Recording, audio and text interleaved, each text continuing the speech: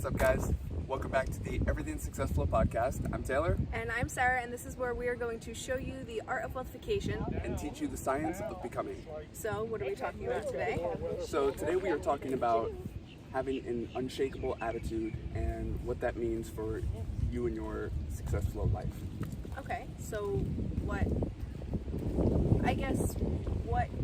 could you describe an unshakable character, or unshakable attitude, I guess either way, as?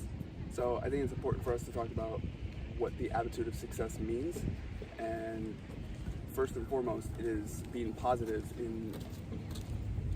at all times, right? Being positive as often as you can, being uplifting, not letting temporary defeat and life circumstances hold you down, keep you down, and knowing when you are being down, right? So we call it,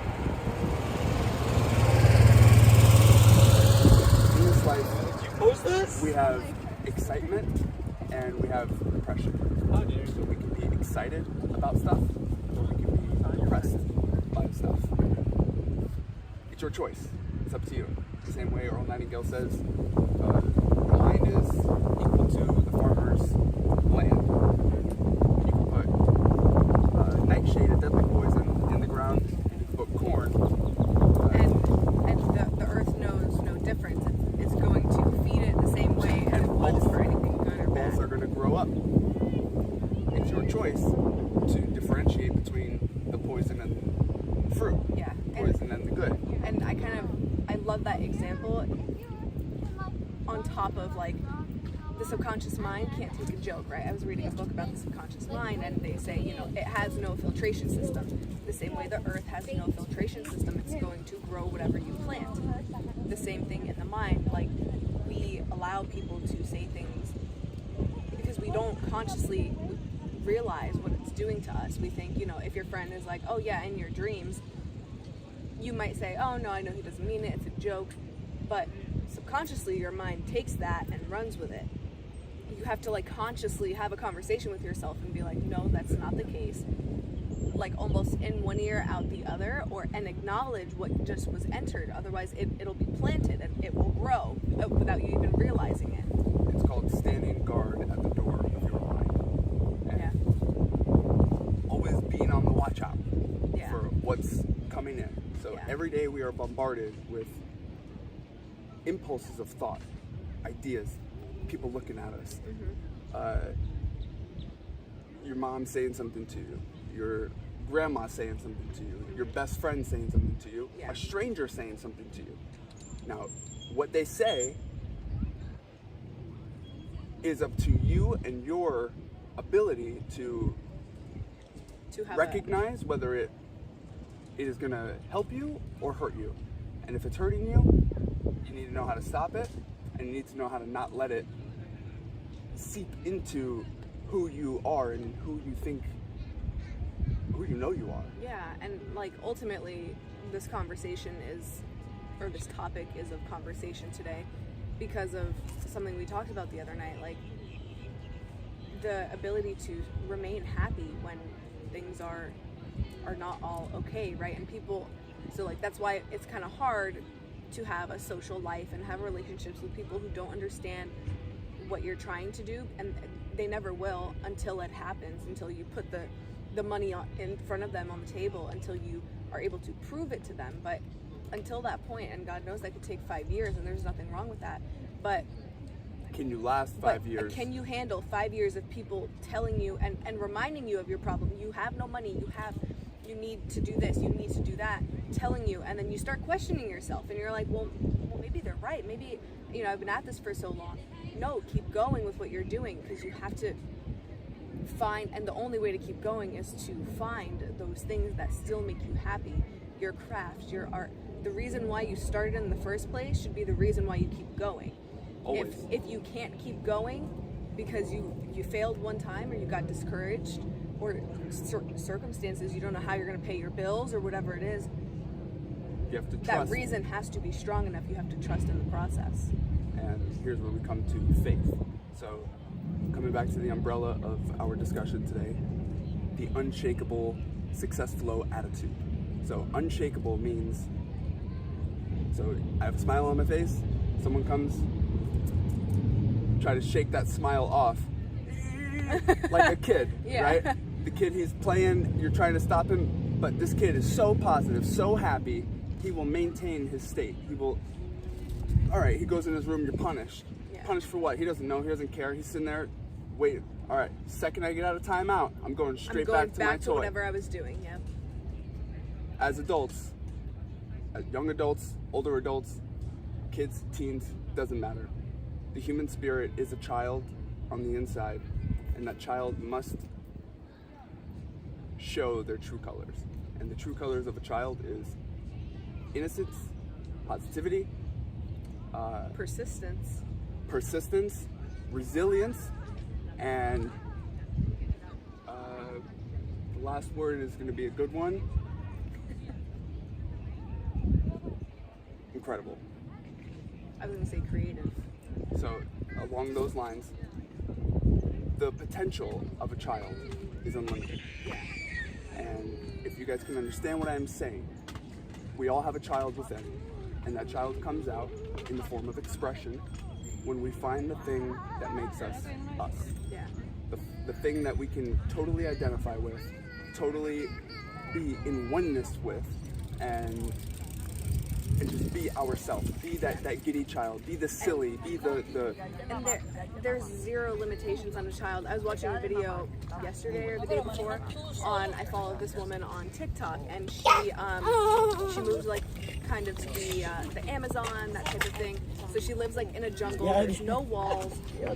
So people are like, are you insane? Like, what about bugs? And she's like, honestly, insects are kind of the least of my concerns. It's more of like the big jungle cats. But you know, where did we learn that a spider is dangerous, right? As a kid, kids didn't see a spider and start crying and run away from it. Saw mom freak out at the spider. No, when they see a spider for the first time, they get this close to it and they're like, what is that? There's zero fear. And then the mother freaks out and the kid learns that behavior. Which means that everything is a learned behavior, which means anything you can learn, you can also unlearn, so long as you're conscious of the fact that you need to eradicate it from your mind. And this is what the attitude is about. So attitude is not only holding the smile on your face, it is staying true to your purpose, whatever that purpose may be, whether it is to earn more money. And now this is where self-development is a long study. It is a work in progress, and it's something that compounds brick by brick. You can have this piece over here that says, all right, I'm negative all the time, I'm going to stop that, I'm going to trade it to be positive. Okay, you are already ahead of 50% of the population. Now, what gets you into that top 5%? Well, what gets you there is different than what gets you to just start entering in that race, which is trade the negative for the positive. Next now is, what are you going to do with your life? What are you going to do with this positive energy? Yeah. Are you going to just, oh, I'm just giddy and I just go around giddy? That's okay. We need those people too. Yeah. I love, walking into the bubbly, happy Starbucks and the barista greets me like for the first time in a long time. She actually has a good attitude, and I will make a point to give that compliment. Yeah. So recognition. Here's where that second part of the attitude comes in. Can you get out of your shyness and your bubble that you think you're in, and always be? You don't have to, but that's where service comes in. Yeah. So being able to serve someone in another capacity. That person was nice. I am conscious enough. I am here all the time, taking awareness of what I like about my life and what I don't. And what I like, I'm going to affirm that, and I'm going to let this person know that they made my day. And maybe I'll tip her more if I can. Yeah. If I can't, I will do it with my words. Yeah. And sometimes that even means more, is the acknowledgement. Like today, I had a client and, we were talking and I asked him, where are you from? And he was asking me where I'm from. And he said he was from Atlanta, which is where I happened to give my first speech. Mm-hmm. And I was asking him because I liked it there, and I was asking him, how do you like it there? Do you get all the seasons? And we're talking, and I said, I've been there once. And he said, well, what brought you to Atlanta? I told him I was giving a speech, and he was very intrigued, like very present in the moment of our conversation. Like his mind was not elsewhere. And then at the end of the service, he was leaving, and I was like, bye, it was great to meet you. I'll see you in a few weeks. Happy New Year. He goes, Happy New Year, Sarah.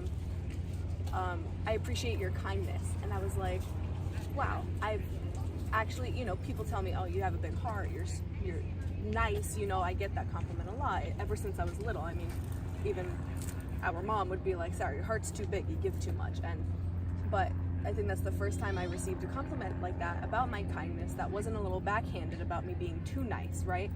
And no, it was an appreciation. Yes, and he literally said, I kindness. appreciate your kindness, right? And like in the presence of my interest in his life and vice versa, it was a pleasant interaction. And think about how many more pleasant interactions you can have. See, but hold on, let me ask you were this. kind. You felt the same way about the conversation, didn't Yeah. you? So He just happened to acknowledge it for the both of us, in essence. but that's the only reason we did. Yeah. This is important. Yeah. You Because had the right attitude. So when you go into work, you're looking for a difference in the kinds of people. yeah. Yes, you are a service provider and it's temporary because we're building this business, Yeah.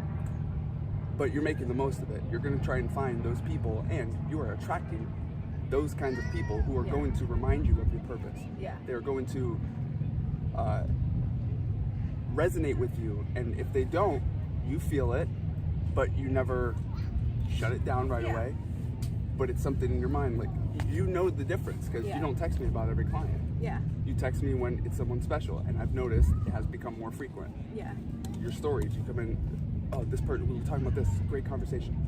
If you didn't have that 8 hours of your day, every day, Yeah. while you're trying to, my God, you'd be miserable. And the reason why the great conversation happens is because I'm seeking it. I'm doing what's necessary, not even consciously anymore, because I've realized Done it so much. I've done it so much. That's what I look for. I almost expect it, and if I don't receive, I'm surprised. Which is kind of like one of our first podcast topics, which was be surprised by adversity or by the opposition yeah, to your desires. to your desires. Kind of the same thing. Like, and I think that it's important, and when we're talking about attitude, to kind of acknowledge what like other human interactions, right? Like that could have been a very bland interaction and just been another part of my day. And especially for the people who are listening who maybe want to get out of a 9-to-5 or want to go back to school to get out of their job, right? It's just a job. If you love what you do, it's not a job, it's an honor, right? But for those of them who are listening, who need to, you have to do what you have to do. You have to stay there for a little bit. Seek out those opportunities to make a difference in someone's day, because it's very likely that if you go a little out of your way to maybe say something a little bit nicer when someone's walking out the door, or when you're cashing someone out, whatever your job may be, even if you don't work with customers, you're working with your coworkers, say something to make their day a little better, and odds are just the pure, I guess you could call it, service of making somebody else feel good, you will by default feel good. So it doesn't matter what's going on in your life. It doesn't matter what circumstance you're in. You know you're going to go home, and you know you're going home to the same situation that was yesterday, which was, I have to do all these chores, I have to pay the bills that I don't have the money for. If you allow those moments to happen and seek for those moments to happen, then when you go home, it doesn't bring you down as far. Like I always say, like with the reading of the scrolls from the greatest salesman in the world, I cannot leave the house until I listen or read it, because I start my morning in a neutral state. It brings me up here, so no matter what happens during the day, I'm never going below a neutral state. Yeah. I may not be Started as your day happy reminding- and excited as I could have been, but at least I'm not depressed. Yeah. And that's a win, right? So it's like figuring out the things that put you into a good mindset, where it's like no matter what happens, like I can handle anything that you throw my way, because my character and my attitude has been built up so much higher than what it regularly would be. And my faith still stands. Mm-hmm. So let's go back to what encompasses a winning attitude. So first, it's positivity. Second, it's maintaining happiness as often as you can, and especially when you feel your happiness is being taken from you, and being conscious enough to know when that takes place. I'll tell you, sometimes we get in those ruts where it's 3-4 days and I'm just like down, I feel defeated, and Yeah. you know, it's a beat up on myself, Yeah. to myself, and it's because I want to succeed, and I feel like I'm not, even though maybe I am, but I'm focusing on the wrong stuff. Yeah. I'm letting the wrong stuff dominate my mind, and it steals my inner child. Yeah. And like Les Brown says, 1 minute of anger robs you of 60 seconds of happiness. And now substitute anger with any other emotion other than happiness. You are literally being robbed of that time because that's time you can't get back. Yeah, so you can have happiness, you can have the next part of the attitude, which is gratitude. So being thankful for a love. what you do have instead of what you don't. And then the faith comes next so you're grateful for what you do have.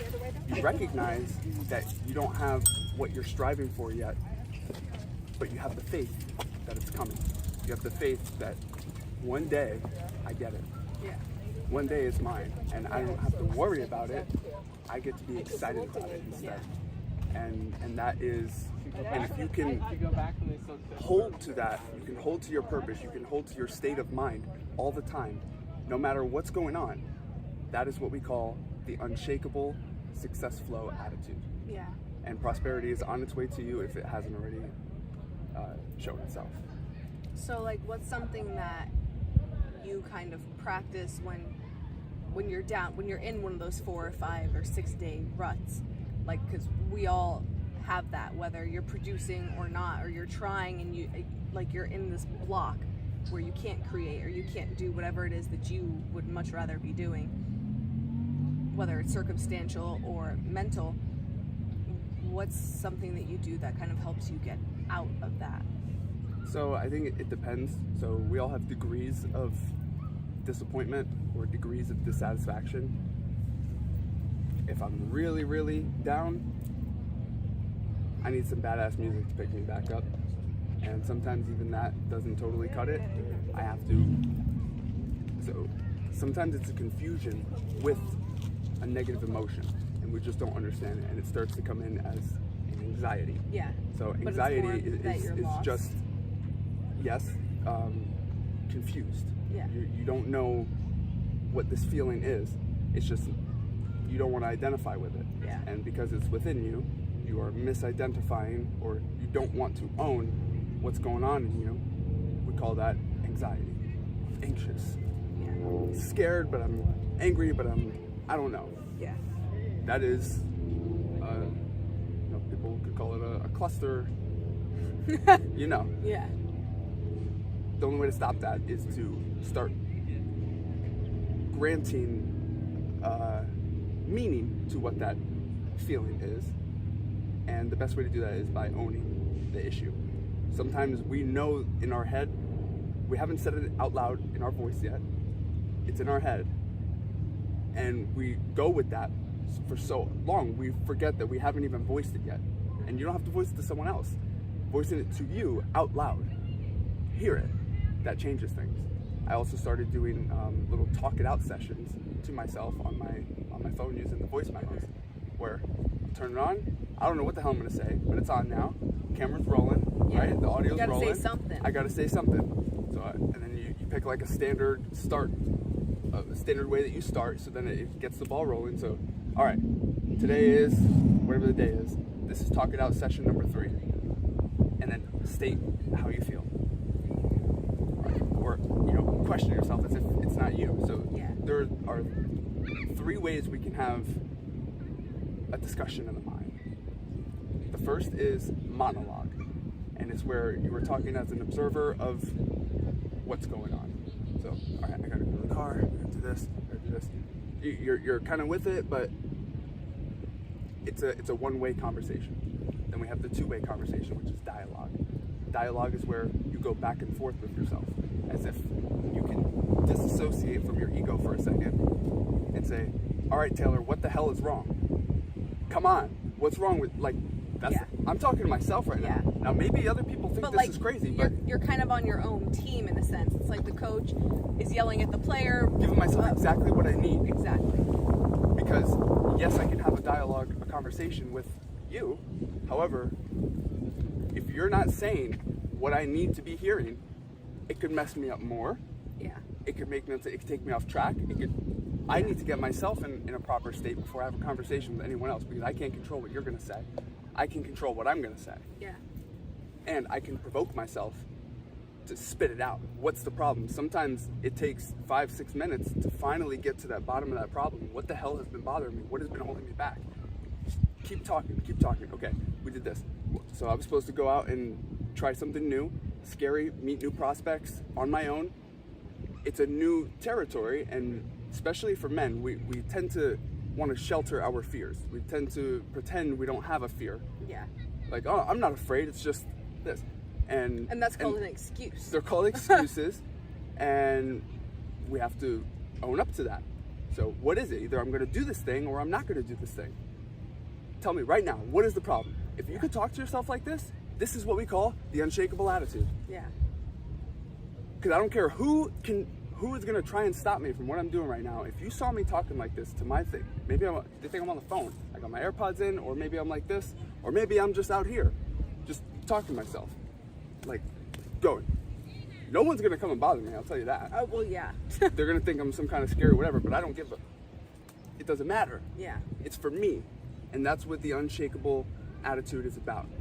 Knowing that you come first, and you have to come first for you, because you cannot be the best self that you can be to your spouse, others, to your kids, to your brother, to your sister, to your mother, to your dad, to anybody else on this planet, until you can be you, and then you can be you for them. Yeah. Because they don't need someone that is not you. Exactly. They need you.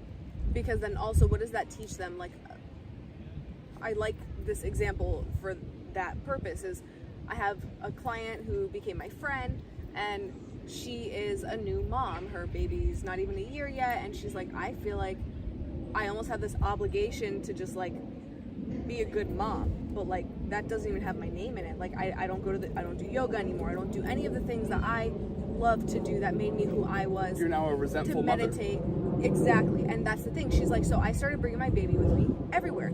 If we're going to a brewery, she's coming with me. If I'm going to yoga, she's coming with me, because I can't not do the things that I need to do for myself, because then I lose who I am. And see, we call that a power mom. Yeah. So when we see those mothers who they got 3 or 4 kids, they got the nice car, they got everything together, their kids are well behaved in public, and let's say you know of her, and you know she's like the mom around the block.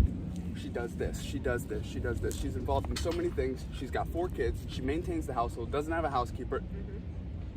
Doesn't the question come to mind, how the hell does she do this? Yeah. Simple answer. She puts herself first. The unshakable attitude. Yeah. She knows what she wants, and she finds a way to make it happen. Yeah. That is the super mom.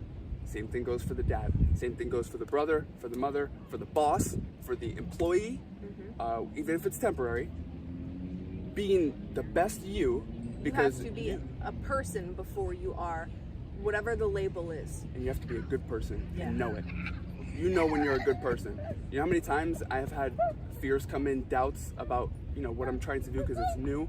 You know, I use different approaches to things and I know they work, but now when it's time to show it to the world, it feels like, all right, I'm gonna have to try and prove this. Yeah. Which I do that with my clients anyway. They don't know of me, they have a problem, it becomes me versus trying to solve their problem because I care about people. Yeah.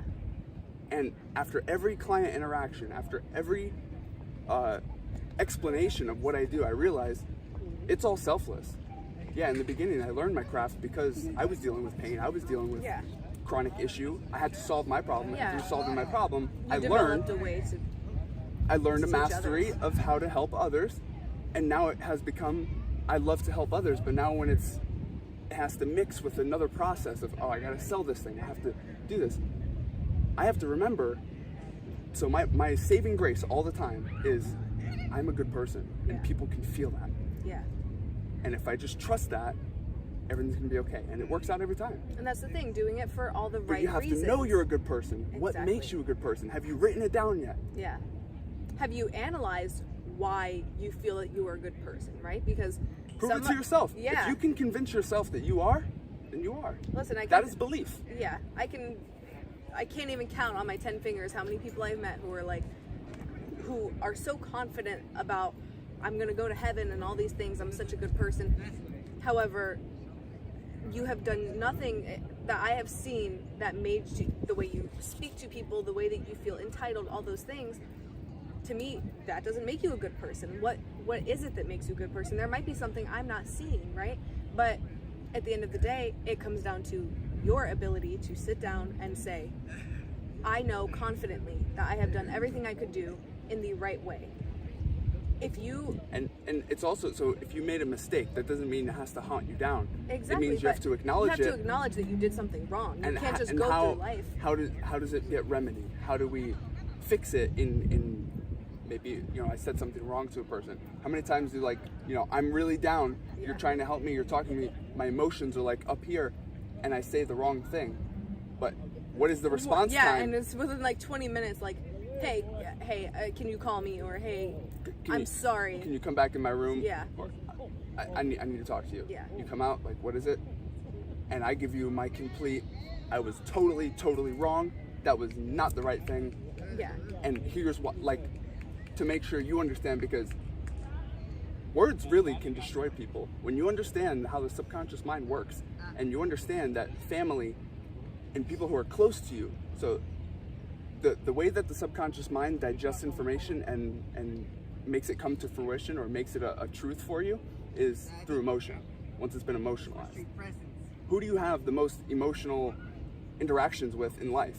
It's mainly your family. Yeah, or whoever it is that you live with.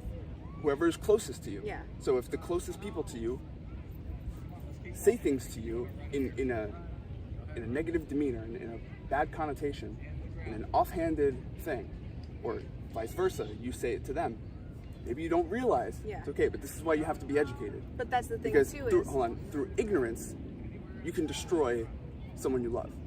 Through ignorance, you can hold someone's dream back. And ignorance doesn't mean stupidity. Ignorance can be broken down into ignorance. You don't know what you don't know, and that's why we make these videos, to hopefully open your eyes up to, oh my God, there is actually more to this life than I've been educated about, because maybe I'm 40, 50, 60 years old, or I'm 30. I've been out of school for how many years now? And school only teaches you this much of what life has to offer. Yeah. It's on you to milk the trees of wisdom and pull out. They don't get paid to teach you how to make it through life. They teach you how to make it through the test. They don't teach you how to find yourself either. No. They actually will slap a label on you. If you couldn't do good in school, you're an idiot now. Yeah, but and that's tell you not maybe the you case. should just go to trade school so that at least you have something to fall back on. But back to what you were saying about the way that your words can destroy a person is maybe having the realization, and sometimes people don't want to, nobody wants to be wrong, right? But sometimes it's more wrong to not acknowledge the fact that you messed up, you made a mistake, whether it was an action, a decision, or something that you had said. Maybe the person that you live with also makes a lot of mistakes, right? So you don't want to apologize because they did it to you. But I think that that other person would be much more inclined to come in and give a genuine apology and a genuine, hey, I want to say, I'm so sorry. I wasn't thinking the way that I should. I was not in the state to have that conversation with you. And everything I said, I did not mean it. But if you don't mean that, little bird. Huh. So little. Sorry. But if you don't mean it, they can feel it. It's kind of like with kids or animals. They know if you mean well or not. They have the sense of in your energy, right? But that person that has been doing to you what you feel you shouldn't apologize for because they do it to you all the time, maybe if you did it once, they would be like, well, it's okay to apologize. Some people don't think it's okay to be wrong, right? And I've done it more than once or twice. I apologized too many times, and now I'm not going to say I'm sorry anymore because I do it all the time. So it's it should just be assumed that they know I'm sorry. Well, also, so for the first 6 years of our life, and then also all the way up until 18, it continues onward, but for the first 6 years of our life, we have no control over what information is absorbed and expressed through us. We are a blank sponge that comes out of another human being, and we have to learn how this world works. the job then falls on who this child came out of and whoever else is in that child's life to plant the right seeds so that this child has access to be the person that does right and has the right habits. If we grew up in a household where there was a lot of negative things said and the person's always right, they're just, oh, you can't challenge this person. Yeah. You know, they're hard-headed. Well, we become that. Now, if you are in the self-development process, you know that it doesn't stay that way, but you also know it doesn't change overnight. Yeah. And you know this too, we both know it, so when we're in discussion and I say the wrong thing, I come back and I apologize. So if we go back to the beginning, I wouldn't apologize because I didn't realize it. Yeah. That wasn't on my mind. It's just, all right, I'm trying to get through my problems now. Yeah. As we grow, as we get better, as we get bigger as people, now I get over my problem in about 5 minutes after that conversation. Now I'm thinking about, all right, I love my sister. She really helped me get through that. I'm so grateful. And then immediately what pops in my head is like this thing that sinks to my stomach and says, oh my God, I said something like it didn't match the love that I am now saying and the gratitude I'm saying. Yeah. Oh, if that is true, so this was in my head, if that is true, that I do love her and she did help me and I don't know what I would have done without her, why did I say that? Yeah. And like the specific line will come in my head of what it was and I'm like, and it makes me like, my God, I can't believe it. Yeah. I come back and you can feel it and then that's it. Whatever temporary damage was brewing because of what was said, like I put a blame on you or whatever, or just like the like the tone of the tone. Now your also, state are you inclined to do it for me next time? You are now because I took that part of it out. We can erase things if we can handle it the right way and through genuinity, being genuine and honest. So if you're religious, we can call it sin. If you're a person who believes in the universe, we can call it happenings. All happenings can be fixed through genuinity. Yeah. If you made a mistake and you're genuine and owning up to that mistake, it can be forgiven. That's why it comes back to you are a good person with a good attitude. And you know that because you can think of so many people in your life Mm-hmm. after you do that and go, man, I am a big person. Yeah. And sometimes we don't even think about that, but sometimes we do. If this is something that you're battling with and you're trying to learn how to talk to your family better. And if you're someone who tends to just react instead of thinking and responding, right? Yes. Which, like, especially in the heat of a moment in an argument, things come out, whether or I'm trying to help topic. you or not. Yeah, something that's really, especially like we live in a world right now where there's a lot of things that are offensive or personal that have become kind of taboo to talk about, yet people still talk about them. There's a lot of opinions about everything. It's okay to have an opinion, but it's not okay to try to force your opinion on somebody else and say, well, maybe that person, I shouldn't hang with that person because we don't believe in the same things. That's not necessarily true. I think we true. need to do a seminar on how to have conversations. Yeah. How to have conversations. Because when you think about it, so we could say that we have higher level conversations, we have political conversations, we have this, but at the end of the day, when you speak to someone, that's a conversation. Yeah. In whatever capacity. It could be this long, it could be this long. Yeah. It could be your order at Starbucks and how that interaction went. Really, it's more of an interaction. Most people just speak. They just go. And whatever comes out, and they think nothing of it. Yeah. That's a problem for themselves and for many others. They don't reflect back on it. That's the thing too. They don't analyze it afterward. Yeah. Did I like that conversation? Some people they just go with it. So yeah. For example, I remember when you were younger, mom's on the phone, someone says something she doesn't like or whatever, she's upset. All right, I'll call you back later. Hangs up, and now you can see it, and as kids, we don't know. We don't know the difference. But you're a sponge. But I'm a sponge, and I'm seeing what's happening, and I can remember it clear as day. Mm-hmm. She'll hold that negativity, and it goes into the next conversation. She finished the phone call with that person that upset her. She immediately gets on the phone, calls someone else, and that tone in the voice stays the whole time, and it actually will start to escalate. And eventually that becomes your personality. You're a negative person now. As I grew up and I was starting to get into that self-development, I would say, Ma, it's okay. come on. No, it's not okay. It's not okay. Okay, it's not okay. My God, when you analyze these little micro interactions, and how impressionable, even as an adult, even after your mind's already developed, you are extremely impressionable still. I don't even know what kind of bug that is. It looks like a love bug. I don't know. He's not bothering us. But that's the thing. Even though your mind has already fully developed, you're not a child anymore, but you are still very impressionable. It is as simple as we're playing games over here with this guy. Yeah, we got birds flying in, we got bugs flying in. Yeah. But your attitude, so I guess we'll kind of wrap it up here with the simple fact that your attitude has everything to do with what you allow yourself to take in and what you do with what is given to you. Yep. How to make the most of every situation, how to stay positive, how to hold strong to your purpose, whatever it is, if it's to just be a better person, if it's to become more successful, if it's to love more, hate a little less. Yeah. Love a little more, hate a little less. Yeah. And regardless of a circumstance, always being a glass half full and not a glass half empty kind of person. Yeah. So that will change the whole dynamic of how you look at things. You're still, things are not how you want them at all, but you can still say, I have a roof over my head and I had a glass of water today and I had something to eat and I'm grateful for that, and you're still... that is gratitude and faith. Yeah. So I want to end off on one little quote, and that is, opportunity always goes to the optimist. So if you're pessimistic, you will always get the short end of the stick.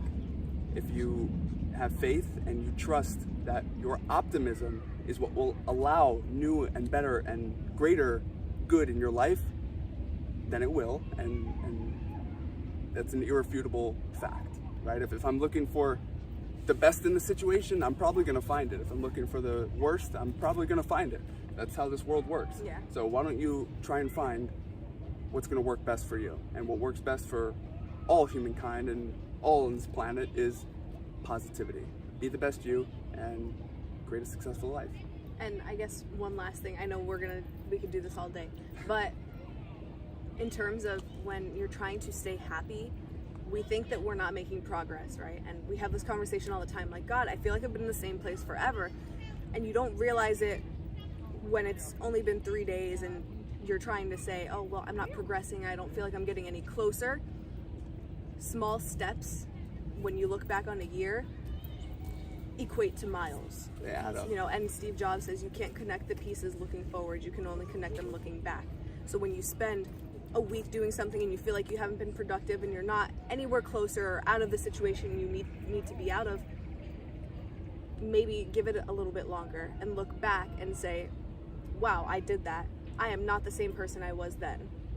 That is the best way to track your progress, is to keep a journal, keep a log of how you're feeling and those types of things. It doesn't even have to be the accomplishments. It can simply be how you felt and how you talked to yourself. And in a year, look back through that and it will show you that paper does not lie, the dates don't lie. Yep. That in that 1 year period, who have I become? You did it. You are where you are now, which is not where you were before, which means and hopefully it's you're better. getting there. And if it isn't, look ahead and intentionally plan where you want to be next year. Because when you think about it, a year ago, when you said, here's where I want to be in a year, if you did say that or if you didn't think about it, we are now 1 year where you were in the past. Yeah. So now, if you think 1 year ahead, this is that same feeling, this presence is what you will have then. Or it could be worse, or it could be better. You decide, you plan, you make it happen, you find the help, and we're always here for you guys. And happiness is the goal. So with that being said, we hope you have a successful day and we will see you next time.